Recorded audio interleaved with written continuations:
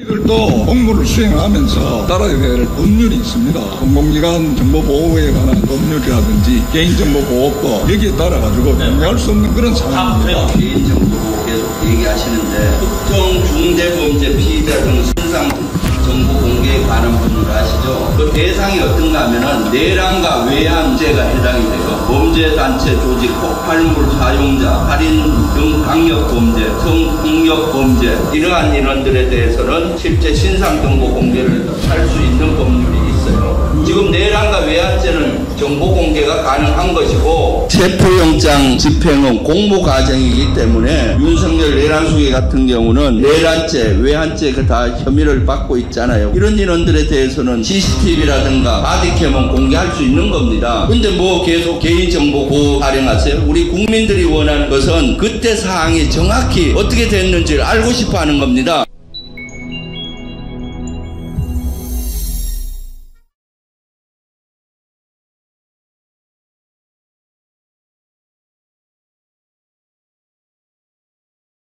손자병법 시간입니다. 김병주 민주당 최고위원님 어서 오십시오. 네, 네. 안녕하세요. 어제 구치소 가셨던데 그 전에 네. 제가 지난주 금요일날 짧게 휴가를 내고 네. 휴가를 보내면서 이 민주주의 손자병법 아주 정독을 했어요. 감동입니다. 근데 네. 그 두 가지만 소감을 얘기하고 싶은데 네.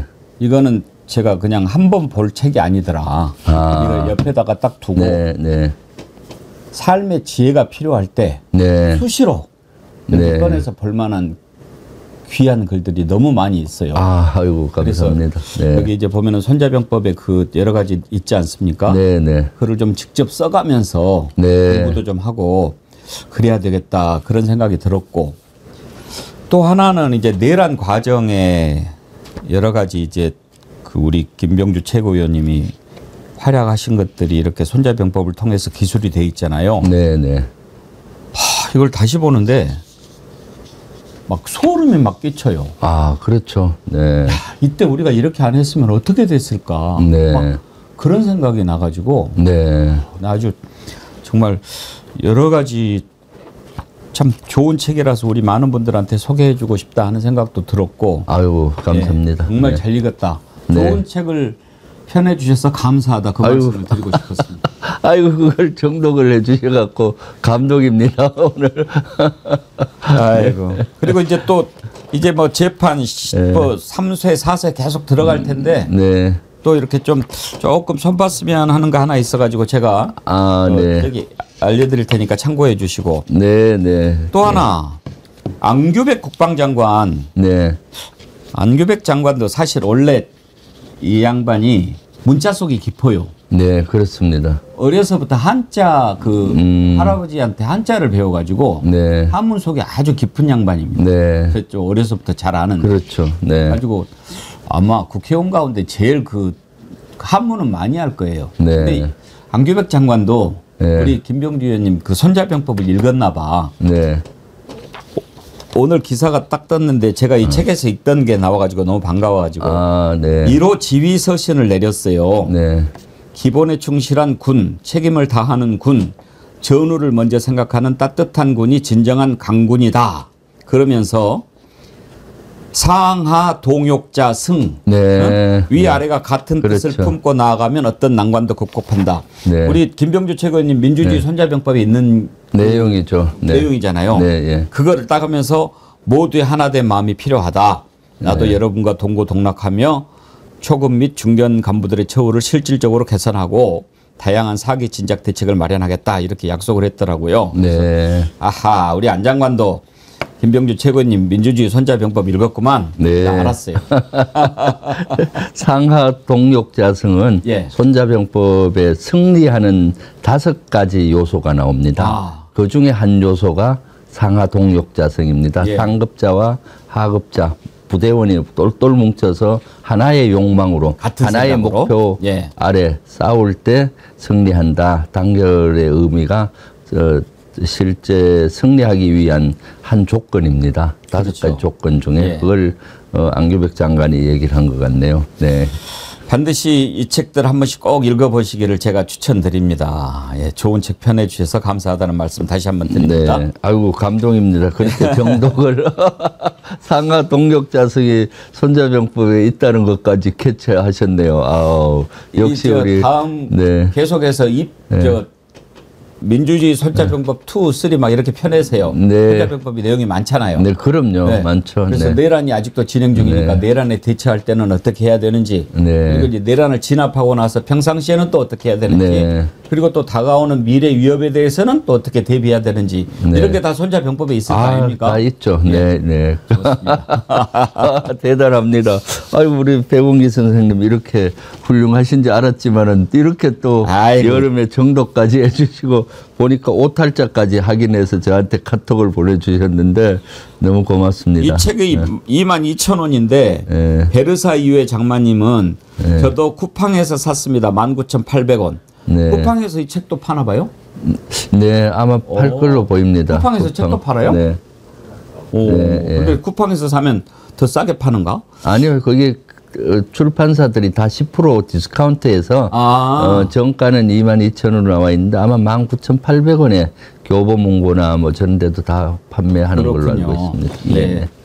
베르세유의 장마님 이렇게 또 책을 많이 읽으시니까 이렇게 좋은 시를 쓰시는 거지요. 네, 네. 자, 어제 서울구치소 갔다 오셨더라고요. 네, 네. 두 번째 가신 거 아니에요? 네, 두 번째 갔죠. 어제는 왜 가신 거예요? 어제 지금 윤석열 내란 수계가 그 구속영장 집행에 불응하고 있지 않습니까? 2차나 불응을 해서 우리 삼특검 종합대응위원회 민주당에서 구성되어 있는 위원회에서 가서 그 실제 왜 그렇게 됐는지, 왜 못 끌어내는지 그런 것들을 따져보려고 간 거죠. 그러려면은 이제 그동안 CCTV라든가 교도관들의 바디캠 이런 것들을 영상을 한번 보고 원인이 뭔지를 확인하고 좀 압박도 하고 법 집행을 제대로 하도록 권고도 하고 하려고 갔었는데 어저께는 제대로 임무 수행을 완성을 못했습니다. 예, 왜냐하면은 서울구치소의 조직적인 방해로 그런 것들을 제대로 못했죠. 끝까지 그 CCTV 영상을 거부했다면서요? 네네. 그걸 왜 거부하죠? 그러니까요. 본인들은 뭐 개인정보보호법과 공공기관 정보보호법에 따라서 공개할 수 없다라고 하는데 사실은 충분히 할 수가 있죠. 왜냐하면은 특정 중대범죄 피의자 신상 정보를 공개하도록 돼 있는 법이 있잖아요. 또 다른 법이 있잖아요. 네, 그 중에는 외환죄와 내환죄에도 포함되어 있어요. 그 뭐 성폭력범이라든가 마약범 이런 사람은 공개하게 돼 있는 법이 있는데 그걸로 준하면은 내란범과 외환범은 공개를 할 수 있는 것인데 서울구치소에서 어떻게든 공개 안 하려고 어거지로 이렇게 논리를 만든 것이 아니냐 해서 지금 어저께 한 3시간 동안 거기에 압박도 하고 설득도 하고 했는데 결국 공개를 안 하고 있어서 또 공개 안 하는 이유가 그것도 있지만은 속내는 윤석열 측 변호인들이 뭐 계속 고발하겠다라고 구치소 교도관들 또는 구치소를 대상으로 하고 있어서 본인들도 압박을 좀 받는 것 같아요 보니까. 그래서 이번에 그러면 그대로 물러설 수가 없어서 법사위에서 결의를 해서 요구를 하면은 자료 요구가 되니까 될 것 같아요. 그래서 법사위를 열어서 그 자료 공개를 하도록 지금 추진하고 있습니다. 그래야 되겠는데요? 네네. 이쯤 되면 그 김현웅가 그 구치소장 그 자를 좀 의심을 안 할 수가 없어요. 그렇죠. 의심을 해야죠. 왜냐 실제 제가 봤을 때는 직무를 제대로 수행하지 않는다고 봐요. 예. 1차 때는 그나마 조금 협조를 해줘서 그 변호인들 접견 시간이라든가 이런 거 열람은 하게 해줬었거든요.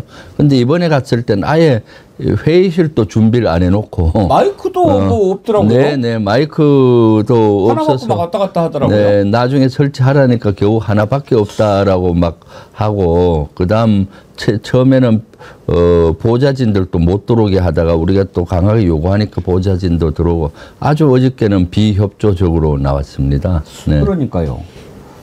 이자가 수상하고 또 그 2월 4일인가? 그러니까 내란 이후에 이자가 네. 왔지 않습니까? 그렇죠. 네. 그러니까 분명히 너는 윤석열 잘 지켜 네. 이렇게 하면서 보낸 것 같은데 왜 이자를 못 바꿉니까? 이제 법무부 장관 정성호가 이런 걸 점검할 겁니다. 지금 여러 가지 이번에도 점검했던 게 정성호 법무부 장관이 2차 윤석열 구속 체포영장 집행을 앞두고 교도소에 업무 협조하라라고 지시를 했는데, 그러면은 실제 2차 체포영장 집행할 때 계획들을 세워야 되는데 그런 계획들도 안 세웠더라고요. 예. 그럼 법무부 장관의 지시도 제대로 이행하려는 의지가 없었잖아요. 그래서 이 법무부 장관이 그런 거를 좀 조사를 해서 저는 서울구치소장을 뭐 인사 조치해야 된다고 봅니다. 이대로 놔두면 그렇죠. 네. 법을 특검이 지시를 했지 않습니까? 네. 법무부 장관도 지시하고 특검은 뭐 요청이라고 합시다. 그랬는데도 뭐 안 되겠다, 어렵다, 이제 공식적으로 안 된다고 이야기를 해버렸으니까 네. 이제 의자한테는 더 이상 기대할 게 없는 거고. 네. 내란 재판도 지금 출석을 안 하는데 구인도 만약에 가능할 것 같으면 뭐 구인하라고 그러겠지만 여기서 안 된다고 그러고, 또 직위원은 마음속으로는 윤석열이 봐주고 싶은 마음이 있는 놈이니까 네. 뭐 골석 재판한다고 그러는데, 말로는 골석 재판하면 불이익은 네가 감당해라라고 하지만 거꾸로 생각해 보면 윤석열이가 야 직위원 난 나갈 테니까 네 알아서 해, 알았지, 이런 거 아니겠습니까? 아, 그렇죠. 네, 그럼요. 지금 법 앞에는 모두가 평등해야 되는데 만약 이런 사례를 그대로 놔둔다면은 앞으로 구치소에 있는 피의자라든가 피고인이라든가 그런 인원들이 앞으로 수사 받으러 나가려고 하겠습니까? 그러니까. 네, 이런 선례가 남겨서는 안 되는 거죠. 그래서 법이 엄중함을 보여줘야 됩니다. 지금 이재명 정부 출범한 지 벌써 2달이 됐는데 저렇게 법치가 안 이루어지고 있잖아요. 그래서 저는 서울구치소 이러한 행태에 대해서도 조사를 하고 그러한 잘못에 대해서는 시시비비를 가려서 인사조치까지 해야 된다고 봤습니다. 어저께는. 윤석열이 묵고 있는 그 방은 가서 볼 수는 없습니까? 볼 수는 있는 방법이 실제 어저께도 그런 방법을 한번 강구해 보려고 했어요. 윤석열이가 변호인 접견하는 시간에 예. 가면은 볼 수 있다 그러더라고요. 그래서 그런 것들에 어쩜 그런 걸 한번 추진해 보려고 했는데 어저께는 그것까지는 이루어지지 않고 제일 중요한 것은 어제는 CCTV하고 바디캠을 좀 우리가 보는 거였거든요. 그러면 실제 1차 체포영장 집행과 2차 체포영장 집행에서 뭐가 문제인지, 왜 그런지 이런 것들을 알고 요구를 한 다음에는 꼭 체포영장 집행이 될 거 아닙니까? 거기에 포커스를 맞추었는데 어제 가서 토의를 하다 보니까 윤석열이가 변호인 접견하는 사이는 비어 있잖아요. 예. 그럴 때는 보게 할 수가 있겠다라고 법률가 출신 우리 국회의원들이 얘기를 해서 다음에는 그런 것도 한번 추진해보자라는 얘기가 오간기도 했죠. 아니 제일로 궁금한 게 윤석열이 묵고 있는 그 방 왼쪽 오른쪽 방을 비워놨다는 말이 있었어요. 네, 비워놨다고 그때 얘기를 예, 했습니다. 실제로 비워져 있는지 네. 그 비워놓으면 됩니까? 지금 뭐 그렇지 않아도 과밀이라고 그러면서. 네, 그러니까 그건 뭐 구치소 측에서는 경호 목적이라고 하는데 편의를 봐주는 거죠. 왜냐하면 여기서 옆방에서 큰 소리 치면 이쪽 방이 들리잖아요. 예. 그러니까 소음 문제도 있을 것 같고 그럼 조용할 것 같고 또 옆에서 예를 들어서 윤석열 욕하는 사람들도 있을 거 아니에요. 목소리 그러니까 큰 놈 하나 옆에 네. 딱 눕혀놓고 계속 소리 지르게 하면 되죠. 뭐. 네, 그러니까요. 보니까 복도 측 거기 구치소를 가보니까 복도 통로에는 예. 창문이 없더라고요. 이쪽 다용도실에는 많은 분들이 사시는 데는 8명까지 수용되는 실이 있던데 거기에는 창문이 있는데 아예 유리창이 없이 복도에서 다 관찰이 되더라고요. 예. 그러니까 그런 데서 소리 지르면은 소리 얘기하면 다 들리죠. 옆방이 다 들리는 거죠. 네. 홍거방이라고 그러죠. 네, 홍거방. 참 예. 홍거방에는 네, 이제 단독방을. 독방에 이제 지금 네. 있는데 네. 그것도 양쪽에 비워놓고 뭐 네. 그렇게 하고 있냐 이거죠. 네.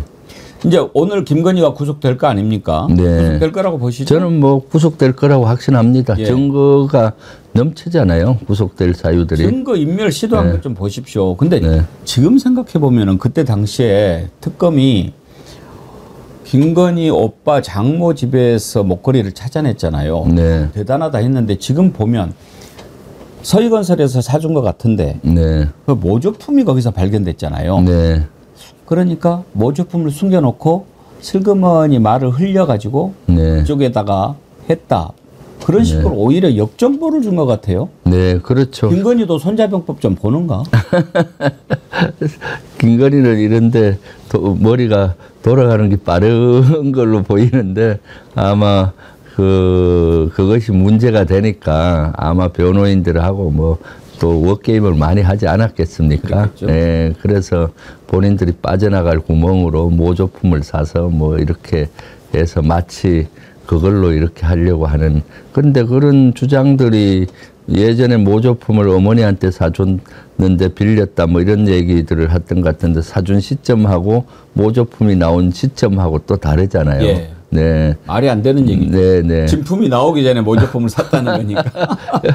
그래서 그런 것들을 그 나름 악규를 맞추기 위해서 노력을 했는데 디테일하게 그런 허점이 있을 거 아니에요. 그런 것들을 내란 특검이 그 김건희 특검에서 잘 파고들고 있다라고 보여집니다. 네. 김건희는 이제 남부구치소에서 대기를 하지 않습니까? 네네. 남부구치소에 있게 될 것 같은데 혹시 차제 남부구치소장은 또 어떤 자인지도 좀 확인을 해야 되지 않겠습니까? 아, 그렇죠. 확인해 봐야 되겠습니다. 예. 네네. 남부구치소장은 네. 그러니까 이제 서울구치소는 어차피 윤석열이 그쪽으로 갈 거니까 그때 당시에 법무부 장관 그때는 박성재가 탄핵 직무정지였기 때문에 법무부 차관이 임명을 했을 거거든요. 네네. 근데 남부구치소까지는 손을 못 뻗쳤을 거니까 이번에 이제 남부구치소 가가지고 김건희한테 특별 대우 해준다든지 또는 뭐 나오라는데 안 나와가지고 구인해야 된다라든지 그럴 때 윤석열 재판이 되지 않도록 네. 좀 미리 좀 단디해야 될 것 같습니다. 네. 그리고 구치소에서 시위에 관한 법도 좀 조정 법을 손을 봐야 되겠더라고요. 아. 구치소 입구에 가면은 예. 극우 세력들이 거기서 그래요. 뭐 크락션이고 뭐 여러 가지 계엄을 하면서 그 앞에서 저희들이 기자회견 하는데 말이 안 들릴 정도로 방해를 예. 하더라고요. 그래서 구치소 들어갔더니 그 걸음 목소리와 마이크 소리가 구치소 안에도 들린대요. 그러면은 그런 소음 때문에 또 재소자들이 고통을 겪을 수도 있고 또 윤석열 같은 내란 수괴는 또 착각을 하는 거죠. 저 멀리서 자기 응원한다고. 예. 네. 그래서 아마 구치소 정문으로부터 한 100m라든가 이런 이격되어서 예. 이제 그런 시위를 가능한 뭐 이런 것들의 법이 집시법 좀 개정하면 되는 거 아닙니까? 네네 그런 것도 필요하다고 예. 이번에 느꼈습니다. 고정시설이나 네. 뭐 행영시설, 네. 수용시설은 뭐 몇 미터 이내에서는 네. 집회나 시위를 못하게 그러니까요. 그렇게 법을 좀 개정할 필요가 있겠네요. 네, 그게 필요하겠더라고요. 예. 아이고, 정문 옆에 막 거의 뭐 많은 분들이 와서 극우 세력들이 그렇게 뭐 나팔 불고 뭐 크게 스피커 틀어놓고 이렇게 하니까 구치소에 있는 재소자들도 뭐 좀 괴로움을 느낀다고 하더라고요. 그런데 이제 윤석열은 그것이 지 응원의 목소리로 착각하고 계속 그러니까요. 네. 하여튼지 아직도 보면은 내란이 한 10% 정도도 진압이 안 됐다는 생각이 들어요. 네, 그렇습니다. 이거 하고 있는 거 보면은 내란 세력이 곳곳에 예. 이 뿌리를 깊게 파고들었다고 봅니다. 네. 한덕수랑 추경호랑 7분간이나 통화했다는 사실도 지금 드러나지 않습니다. 네, 네. 그러니까 저는 그걸 보고 왜 한덕수가 그렇게 기를 쓰고 대통령 후보가 되려고 했는지 네. 왜 추경호가 그렇게 헌재 앞에서 혼자서 시위하고 자빠져 있었는지 네. 이제 그 이유를 좀 알겠더라고요. 네, 그럼요. 그런 사람들도 내란에 깊게 관여했다고 저는 보고 있거든요. 그러니까 명명백백히 수사를 통해서 밝혀야 되는 거고요. 또 지금 보면은 한국예술종합대인가 한예종 같은 데도 그때 폐쇄를 했다 하잖아요. 12.3 내란 이후에. 그 12.3 내란이 발령이 되고 나서 학교를 폐쇄하고 학생들을 내보냈다 이런 의혹이 있었는데 그런 의혹을 제가 지난주에도 한번 제기를 했더니 내란 특검에서 그런 것조차도 그런 걸 이제 수사를 시작을 했더라고요, 보니까. 그런데도 그러면은 문체부 장관이라든가 이런 사람도 관여가 돼 있지 않겠나라는 의혹을 지금 갖고 있죠. 그러니까 사회 곳곳에 이러한 뿌리들이 그대로 있지 않나 싶어요. 그래서 좀 내란 특검이 좀 더 광범위하게 수사를 해야 되겠다라고 생각하고 있습니다. 예. 이제 어제 사면 명단이 발표가 되지 않았습니까? 여러 네. 사람들이 나왔는데 제가 오늘 그거를 꼭 여쭤보고 싶어요. 조국 대표가 이제 사면돼서 나오면 앞으로 어떻게 될까 국민들이 많이 궁금해하는데요. 네, 김병주 최고위원님 혹시 개인적으로 네. 조국 대표가 나오면은 민주당과 합당하는 방법에 대해서 어떻게 생각하십니까?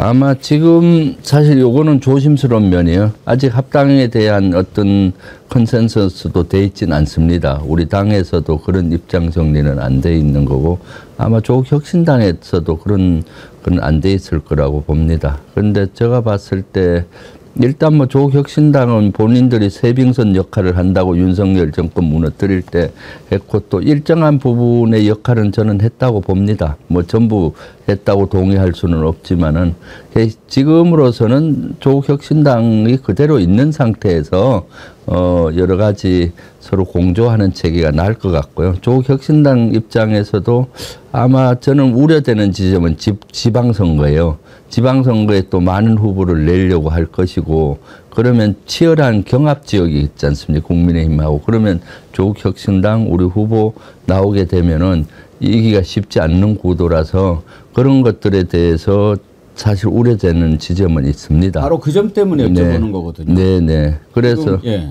그래서 그런 지점이 대단히 우려가 되는 지점이고 그럴 바에야 합당을 해서 이렇게 하는 것도 좋지 않느냐라는 의견도 일부는 있거든요. 근데 지금은 아직 시기상조일 것 같고요. 지방선거를 좀 지켜보면서 조국 대표가 이번에 나와서 그런 데서 모든 그 데서 경합을 하게 된다면 큰 문제가 되는 거죠. 그러니까 새빙선의 역할을 했으면은 그 역할에 충실히만 하고 나중에 이제 적당한 시점에 합당하는 것도 좋은 방법이라고 저는 개인적으로는 생각합니다. 네. 필요성은 있으나 지금 논의하는 것은 조금 이르다. 네네. 이런 말씀이죠. 네네. 쇠빙선 역할을 했지 않습니까? 네, 예. 그런데 네. 이제 얼음이 다 부서졌으면 네. 쇠빙선을 개조해서 화물선으로 쓰든지 여객선으로 써야지 계속 쇠빙선으로 남아있으면은 다음에 얼음 만들어질 때까지 어디 처박혀 있어야 되는 거 아닙니까? 쇠빙선이? 네, 그렇죠. 그러면은 지방선거를 치러보고라고 말씀하신 겁니까? 아니면은 지방선거 전까지 상황을 보고라고 말씀하신 겁니까? 상황을 보고 그래야 되겠죠. 그거는 이제 쉽지 않는 문제인 것 같습니다. 어떤 조직이든 일단 조직이 만들어지면 당도 그 자체의 생명력을 연장하기 위해서 엄청 노력하고 새를 불리기 위해서 노력하지 않습니까? 조국 혁신당 입장에서는 쉽게 합당하려고 하지 않을 겁니다. 뭔가 지방선거에서 몸집을 키워보고 한번 하려고 또 하겠죠. 왜냐하면 지난 보궐선거 때 영광이라든가 호남 지역에서 후보를 내봤을 때 일부 지지가 높은 지역이 있었고 또 후보가 당선된 지역도 있다 보니까 이러한 걸 하지 않나 싶은데 그런 측면이 사실 우리 민주당 입장에서 보면은 대단히 우려되는 지점이죠. 그게 더 유리할까요? 이제 조국 대표가 사면돼서 나오면 우리도 한번 인터뷰를 요청해서 들어보기는 하겠습니다만은 네. 지금 이제 내란이 일어나기 전에는 몰라도 네. 그 내란이 정리가 되고 하나로 다 힘을 합쳐야 될 상황이라서 네. 그런 요구가 좀 많이 나오는 것 같아서 여쭤봤습니다. 네. 네. 그런데 민주당 내부에서 혹시 반대하는 목소리도 있습니까? 내부에서도 있을 수 있죠. 네. 왜냐하면은 사실 조국 혁신당에 대해서 좋게 생각하는 우리 당원들도 있지만은 또 거기에 각을 세우는 당원들이나 분들도 꽤 있거든요. 그렇습니까? 네네. 그 지역구가 겹치는 것 때문에 그렇습니까? 지역구도 그렇고 새빙선 역할을 하도록 돼 있는데 제대로 하지 못했다라고 생각하시는 분도 있지만은 큰 틀에서 보면 어떻게든 12.3 내란을 겪으면서 조국 혁신당과 우리가 같이 야권이 같이 싸웠지 않습니까? 그렇기 때문에 정서적으로는 같이 가야 되는 그런 측면이 있기 때문에 저는 언젠가는 빨리 합당을 하는 것이 좋겠다라는 생각을 하는데, 조국혁신당에서는 조국 대표 이제 사면 복권이 돼서 8월 15일에 나올 거 아닙니까? 그럼 또 새로운 길을 모색하지 않을까 하는 우려도 하고 있죠. 네. 알겠습니다. 이제 사면은 대통령의 고유 권한이기 때문에 뭐 소속 최고위원으로서 뭐 평가하는 것이 조금 부담스러우시긴 하겠습니다만은, 전체적으로 이번 명단 보고는 어떻게 생각하십니까? 이번에 사실은 방점은 민생과 국민통합 여기에 포커스를 더 있고, 특히 그 민생 분야죠. 대다수가 생계형 사범들을 사면한 거고요. 이들을 다시 일어날 수 있는 기회를 준 거거든요, 실제. 그리고 정치인 사면은 인원이 좀 극소수인데 또 불구하고 실제 이슈의 정점에서는 정치인들이 나와 있잖아요. 조국부터 해서 윤미향이라든가 여러분들 나와 있는데, 사실 뭐 조국 대표 같은 경우는 검찰 독재의 어떤 무도한 어떤 탄압 수사 이런 거에 희생된 측면도 저는 있다고 보거든요. 그래서 그런 것들이 충분히 감안을 해서 이재명 대통령께서 결정을 내렸다라고 생각하기 때문에 이재명 대통령님의 이러한 결정에는 저는 존중하고요. 예. 네, 네. 알겠습니다. 방금 전에 속보 들어온 거 보니까 한미 정상회담 25일로 날짜가 이제 확정이 됐더라고요. 네. 그때쯤 할 거라고는 생각을 했습니다만은, 그러면 이제 24일부터 26일까지로 기간이 돼 있는데, 가장 큰 거라면 역시 이제 관세 협상에 관해서 마무리를 짓는 네. 이런 것이 있을 거고, 한미 안보 문제, 또 주한 미군 관련된 문제, 이런 부분들 논의가 되겠죠? 네, 그런 분야도 될 것 같고, 또 북한 문제가 가장 주가 되지 않겠나 예. 저는 생각하고 있거든요. 트럼프 대통령이 제일 관심을 갖고 있는 분야 중에 하나가 북한 문제잖아요. 그래서 지난번에 관세협상장 만났을 때도 제일 먼저 김정은 잘 있냐 물었다고 트럼프 대통령이 취임하고 취임식 날인가요? 그때 축하연에서 주한미군 사령관 하상으로 등장을 시켜서 예. 축하연에서 하상 통화할 때도 김정은 잘 있냐를 먼저 물었다고 그래요. 그만큼 북한 문제에 대해서 대단히 관심이 많다. 왜냐하면 일기 집권 과정에서 트럼프 일기 때 평화의 문턱까지 갔었지 않습니까? 예. 완전히 하노이 노딜로 인해서 다시 원위치 되긴 했지만은 거기에 대한 미련이 있을 거라고 봅니다. 그래서 북한을 어떻게 다시 대화의 물꼬를 터서 평화 체계를 만들고 북한을 미국에 유리하게 이렇게 가지고 갈 것인가에 대해서 대단히 전 관심이 많다고 봐요. 이번 주 사실은 푸틴 러시아하고 정상회담을 하잖아요. 예. 15일 날 하는 걸로 알고 있는데, 곧 끝나면은 우크라이나 젤렌스키하고도 그 푸틴하고 하도록 연결을 해주고 하기 때문에, 그럼 어느 정도 우크라이나 전쟁이 종전으로 가는 길을 가고 있기 때문에 그 다음 수순은 트럼프 머릿속에는 북한일 겁니다. 그렇기 때문에 저는 이번 정상회담에서는 한미동맹을 강화하고 첫 대면이니까 우위를 다지면서도 북한 문제에 대해서 좀 트럼프의 생각을 얘기하지 않을까 싶습니다. 예. 네. 그게 제일 큰 문제일 수 있겠죠. 우리가 이제 걱정하는 것은 트럼프가 북한에 대해서 지난번에 못한 문제도 있고, 네. 또 지금 말씀하시는 것처럼 이제 우크라이나 풀고 이스라엘도 풀고 북한까지 풀면 노벨 평화상 수준도 좀 있을 거고, 네. 트럼프가 그러지 않겠습니까? 네, 그렇죠. 우리가 이제 걱정하는 것은 북한하고 이렇게 문제를 풀어가는 과정에 우리를 패싱해버리지 않을까, 이런 네. 부분이 제일 신경 쓰이는 거 아닙니까? 그럴 가능성은 있지만 사실 그 한반도 문제에서는 우리가 주도될 수밖에 없습니다. 미국 입장에서는 우리가 같이 가야 북한 문제를 푸는 것이지 형식상으로 김정은하고 뭐 같이 얘기를 한다고 한들 우리 한미 동맹의 기반으로 이렇게 같이 가야 되기 때문에 패싱하지는 않을 것이다. 패싱할 수도 없고요. 그런 경험이 있어가지고 네, 약간 좀 빼놓고 하려고 하다가 네. 우리가 이제 기어들었는데 그때는 문재인 정부가 조금 만만히 보여서 그랬을까요? 문재인 정부 때도 사실은 그 중재를 했던 것은 초기에 문재인 대통령이셨고요. 그 북한에도 평창 동계올림픽에 초청하면서 평화의 물꼬를 텄고 트럼프에게도 그때 트럼프가 그 직전까지는 전쟁까지 불사하겠다고 했었거든요. 핵버튼 서로 누가 더 큰가 보자 하고 할 정도로 긴장이 최고도로 올라가고 트럼프도 전쟁까지 불사하겠다고 했을 때 문재인 대통령께서 정부에서도 트럼프 정부에 설득을 한 것이고요. 그거 안 된다.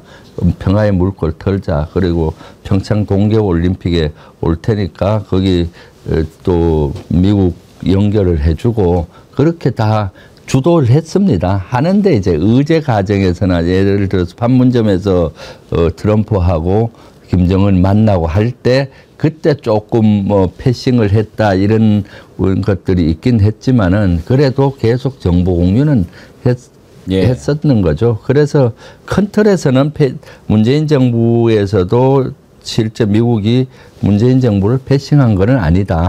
근데 얘기하다 보면은 어떻게 둘이 얘기한 걸 또 우리 정부에게 전달을 늦게 했을 수도 있고 그런데 그걸 이제 언론에서는 가대하게 패싱 당했다 뭐 이렇게 보는데 한반도 문제에서는 우리 정부가 주도될 수밖에 없고 또 그렇게 해야 되는 거죠. 네.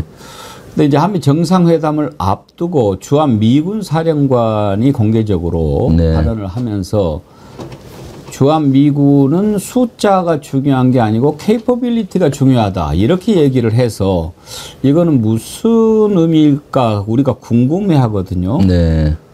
김채고 의원님은 주한미군 사령관의 그 발언의 네. 의도 네. 뭐라고 보십니까? 주한미군 사령관은 군인입니다. 예. 정치인이 아니고 그래서 말을 실제 막 돌려서 정치적인 외교적인 언어로 잘 안 씁니다. 그래서 그 액면 그대로 받아들이는 것도 나쁘지 않다. 실제 주한미군 지금은 숫자가 중요한 게 아니라 무기의 우수성이 더 중요한 시대거든요. 그렇기 때문에 주한미군의 어떤 능력 향상 그러니까 첨단 무기를 배치하고 뭐 이런 거에 대해서 좀 더 방점을 찍지 않았나 싶고요. 지금 저희가 예를 들어서 군을 얘기한다고 할 때도 지금은 인원이 중요한 게 아니라 무기의 수준, 질적 향상이 중요하다. 뭐 무인 체계라든가 뭐 우주, 미사일 이런 거지 않습니까?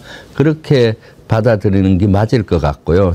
한미 정상회담을 앞두고 미리 이렇게 뭐라고 할까 분위기 조성을 위해서 그렇게 했다라고는 안 보이는데 조금 더 가면은 수보다 능력이 중요하다라고 했을 때 제가 봤을 때는 해공군의 능력을 좀 더 증강을 시키고 주한미군에서 그리고 육군 같은 경우는 이제 순환 배치 개념을 조금 더 적용하겠다라는 의미가 들어갈 수 있습니다. 지금 순환 배치는 미 2사단에 보병 여단이 2개 여단이 있습니다. 예. 원래는 한 3개 여단이 있어야 되는데 2개 여단밖에 없는데 1개 여단은 계속 상주를 하는데 1개 여단은 여기 한 6개월이나 8개월 근무하고 뭐 또 다른 부대가 들어와서 계속 순환하거든요. 로테이션으로. 그렇게 해서 여기서 와서는 주로 훈련을 위주로 하죠. 그래서 나머지 1개 여단도 한다면 순환 배치를 한다든가 그런 의미가 조금 더 가미된 것이 아니냐라는 생각을 저는 하고 있습니다. 뭐 지금 그렇게 말씀하시니까 네. 뭐 그럴 수도 있겠다. 그렇게는 생각이 됩니다만 네. 그래도 또 일개 병사가 아니고 주한미군 사령관이면은 정치적 발언까지는 아니더라도 정무 감각은 있어야 네, 되는 그렇죠. 자리이고 네. 그리고 또 한미정상회담을 앞두고 있는 상황에서 그렇게 얘기를 했기 때문에 주한미국 감축을 시사하는 거 아니냐 이렇게 해석하는 사람들이 꽤 있었어요. 네, 그렇죠. 근데 아무래도 지금 트럼프도 그동안에 계속 주한미군과 관련해서 막 좀 네거티브한 얘기를 많이 하지 않습니까? 네, 예. 김병주 최고위원님은 이게 협상 전략이라고 보십니까? 아니면 실제로 주한미국 감축 쪽으로 방향이 갈 거라고 보십니까?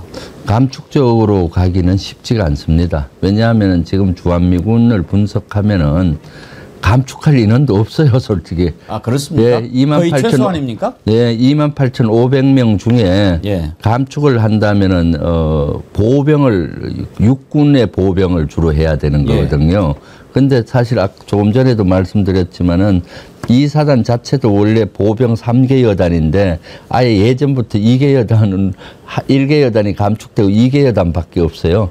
그 중에 1개 여단은 상주하고 1개 여단은 순환하는 그 정도지 나머지 부대는 해군이나 공군 이런 지휘부들이 주로 있는 거고 전투근무 지원이라 해서 보급 부대들 이런 부대들이 있습니다. 전시가 되면 한미동맹 정신으로 미국의 많은 부대가 증원해 오잖아요. 예. 증원해 왔을 때 이거를 부대를 편성하고 배치하고 할 수 있는 기반으로 갖추고 있는 군만 있기 때문에 아니요, 죄송합니다. 실제 감축할 수 있는 인원은 제가 봤을 때 한 1개 여단, 한 1개 여단 해봐야 한 2,000명에서 2,500명이거든요. 그리고 맥심은 이 사단을 다 철수한다 해도 한 2개 여단 규모, 예. 그 정도밖에 안 됩니다. 그러면 육군이 전혀 없잖아요. 그렇게 하지는 않죠. 최소 육군은 있어야 미국의 많은 전시에 증원되는 병력 육군들을 또 받아서 전투력을 유지하고 보급 체계를 하기 때문에 사실 주한미군 감축 할 병력도 저는 그때 연합사 부사령관 할 때 쭉 분석해 보니까 예. 감축을 그때도 감축한다 뭐 이런 그랬죠. 얘기가 수시로 예. 늘 예. 언론에서 특히 미국 조회에서 그런 얘기들을 하는 학자들이 많아요. 정치인도 많고. 예. 근데 그것은 별로 제대로 분석을 못한 것이다라고 보여져요. 그렇군요. 그래서 그런데 트럼프는 그 숫자도 늘 잘못 알고 얘기하잖아요. 그러니까요. 주한미군 4만 5천 명 있다. 좀 알고나 이야기하면 좋은데 4만 5천 명. 트럼프가 그런 게 한두 가지가 아니니까요. 그러니까 그거는 이제 너무 우리가 거기에 너무 신경 안 써도 될 것 같아요. 예. 네, 사실 미군 내에서도 미국 그 군인들은 감축하면 안 된다는 생각을 늘 하고 있더라고. 제가 예. 연합사 부사령관 할 때도 그때도 트럼프는 그런 생각을 하고 있었거든요. 그래서 그때 연합사령관들도 트럼프가 갑자기 럭비공처럼 이렇게 얘기하면 어떡하냐. 여기 감축할 일은 어디 있냐. 그 당시 연합사령관들도 한국에는 감축할 일은도 거의 없다. 그런데도 보면은 그 방위비 분담금 안 내면 감축을 하니 뭐 이렇게 엄포를 놓는데 그때 오히려 미국 장군들이 더 우려하더라고요. 그래요. 예.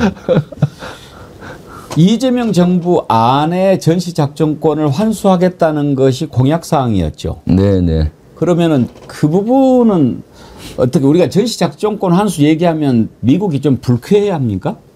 그거는 뭐 불쾌한 거는 아니고 예. 이미 2006년도부터 계속 준비를 해왔고 지금도 주기적으로 전작권 전환을 위한 한미 협의를 하고 있습니다. 예. 그러니까 항상 한미 군사 협의를 할 때는 그 항목이 들어가고 지금도 아마 한 두세 달에 한 번씩은 평가회의를 할 거라고 봅니다. 예. 그래서 그런 전환할 조건이 됐는지 이런 걸 하기 때문에 우리가 요구한다고 해서 불쾌해 하진 않은데 단지 실제 미국이 주한미군 전신작전권에 대해서는 시대에 따라 좀 바뀌는 것 같아요.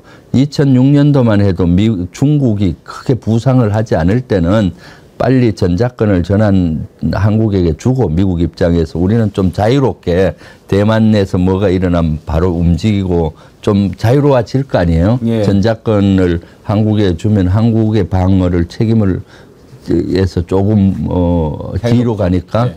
그런 건데 중국이 부상하면서 최근에 한 5년, 10년 전부터는 전작권을 주게 되면은 좀 한반도가 어떤 중국을 견제할 수 있는 중요 기지가 되는데 그 역할을 잘 못하지 않을까 해서 전작권 전환에 대해서 최근에는 좀 부정적이죠, 미국 입장에서. 그래서 어떻게든 FX가 좀 달라진 거네요. 네네. 그래서 그것은 이제 전략 환경에 따라서 미국 입장이 계속 바뀌더라고요. 예. 그 중에 이제 또 우리는 북한 변수가 있잖아요. 네. 북한이 사실 핵을 갖고 있지 않을 때는 언제든지 우리 재래식 전력이 앞서니까 전작권 전환을 갖고 와도 문제가 안 되는데 이제 핵이 북한의 변수가 있다 보니까 혹시 또 전작권을 우리가 받았을 때 북한의 핵에 대한 대응은 미국의 도움을 받아야 되는데 도움을 제대로 못 받는 거 아니냐라는 우려하는 분들도 있잖아요. 그러다 보니까 전작권을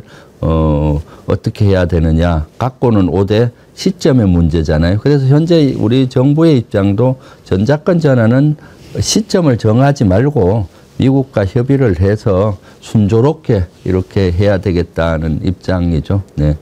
그러면 최 의원님은 최종적으로는 전작권 환수가 맞다 이렇게 네, 보시는 그렇죠. 거죠? 전작권은 뭐 이제는 우리 군의 능력도 많이 향상이 됐고 전작권 전환을 해야죠. 하는데 이제 시점의 문제는 너무 이렇게 서두를 필요는 없다라는 생각을 합니다. 네. 알겠습니다. 오늘 한미정상회담 궁금한 것까지 여쭤봤고 끝으로 한 가지만 더 여쭤보겠습니다. 북한이 우리가 이제 맨 처음에 대북 방송 이렇게 확성기 방송 중단하니까 그쪽도 했고 이제 우리가 철거까지 하지 않았습니까? 네. 근데 북한도 이번에 또 철거를 했다고 해요. 네. 뭔가 이제 그 오고 가는 그런 느낌이 좀 좋은데 네. 이런 정도면은 우리가 모르는 사이에 뭔가 좀 내부적으로도 소통이 좀 있을까요? 아직은 없을 겁니다. 내부적으로. 왜냐하면 모든 라인이 끊어져 버려서 남북한의 라인들이 거의 끊어졌거든요. 민간 라인조차도 끊어진 상태죠. 윤석열 정권 때 그렇게 무너진 겁니다. 남북한이 긴장도만 올라갔지. 그러다 보니까 지금 내부적으로 소통은 어렵고요. 단지 지금은 이심전심이죠. 왜냐하면 북한도 우리 이재명 정부 출범 이후에 이재명 정부의 대북 정책, 외교 정책을 눈여겨보는 것 같아요. 그러면서 이제 반응을 해주는 거죠. 우리가 대북 학생기 방송을 딱 이재명 정부 들어서 7일 만에 중지했잖아요. 예. 그랬더니 그쪽에서도 대남 학생기 소음 방송을 중지했고, 예. 그래서 선제적으로 우리가 대북 학생기 철수를 하니까 이제 4일 후에 철수가 시작이 됐고요. 그래서 이제 점점 그런 관계를 통해서 이재명 정부의 진정성 이런 것들을 북한이 조금씩은 받아들이고 있는 것 같아요. 이런 시점에서 이제 저는 한미 정상회담 때 미국과 어느 정도 북한의 문제에 대해서 트럼프 대통령과 이재명 대통령께서 어느 정도 공감대가 형성이 되고 나면은 조금 더 추진력 있게 남북 문제를 푸는데 그 속도를 낼 수가 있지 않겠나 싶습니다. 남북 문제에 대해서는 북한 문제는 항상 미국과 같이 갔을 때 풀기가 쉬운 거거든요. 예. 네네. 그리고 이번 정상회담에서도 그런 지금까지 북한이 보였던 이런 대북 학생계와 관련된 평가를 미국 자체에서도 했을 것이고 우리도 해서 얘기거리가 될 거라고 봅니다. 우리 김명주 최고위원님의 그 민주주의 손자병법에 보면 가장 강조하는 게 싸우지 않고 이기는 것이 최고의 승리다. 아, 그럼요. 그거 아닙니까? 네네. 우리가 북한하고 싸울 이유가 없지 않습니까? 네. 그러고 나서 이렇게 평화적으로 가는 거. 네. 그게 진짜 우리가 바라는 거 아니겠습니까? 아, 그렇습니다. 또 이런 것도 있어요. 전쟁은 승리를 귀하게 여기지만 오래 끄는 것을 귀하게 여기지 않는다. 그렇죠. 지금 우리가 휴전된 지가 지금 벌써 몇 년입니까? 그럼요. 휴전이라는 건 아직도 지금 정전 상태, 전쟁이 지금 끝나지 종전이 아닌 상태에 있다는 거 아닙니까? 그럼요. 지금도 전쟁이 지속되는데 잠시 휴전을 한 상태지 전쟁이 종전된 것이 아니기 지구상에 이렇게 때문에. 오랫동안 전쟁 상태가 계속되고 있는 나라가 있습니까? 없죠. 이렇게 70년 이상 이렇게 되는 나라가 어디 있습니까? 손자병법에서는 전쟁은 빨리 끝내라는 거예요. 전쟁을 오래 하면은 국고가 엄청 낭비가 되는 거예요. 인명 피해도 되고 재정이 고갈이 되는 거죠. 지금 70년 동안 남북한이 긴장도를 올리면서 대결 구도로 가니까 얼마나 많은 예산이 낭비되고 우리 젊은이들이 국방에 늘 가면서 많은 헌신과 희생하고 있지 않습니까? 그래서 남북 문제는 어떻게든 빨리 평화 체계를 만들어내야죠. 싸우지 않고 예. 전쟁을 하지 않고 이기는 방법을 강구해야 되는데 지금 이재명 정부가 선제적으로 그런 여건을 만들어가고 있다라고 저는 보고 있습니다. 예. 네. 이제 올해가 또 광복 80주년을 맞는 해 아닙니까? 네. 뭔가 남북 관계에도 좀 대단한 변화가 좀 왔으면 좋겠습니다. 네, 그렇습니다. 예, 고맙습니다. 네, 예. 감사합니다. 민주당의 김병주 최고위원님 모시고 주불리의 선자병법 함께 가져봤습니다. 여러분 다시 한번 민주주의 선자병법 좋은 책 제가 추천합니다. 재밌게 읽어보시기 바랍니다. 다음 주에 뵙죠? 네. 예, 감사합니다.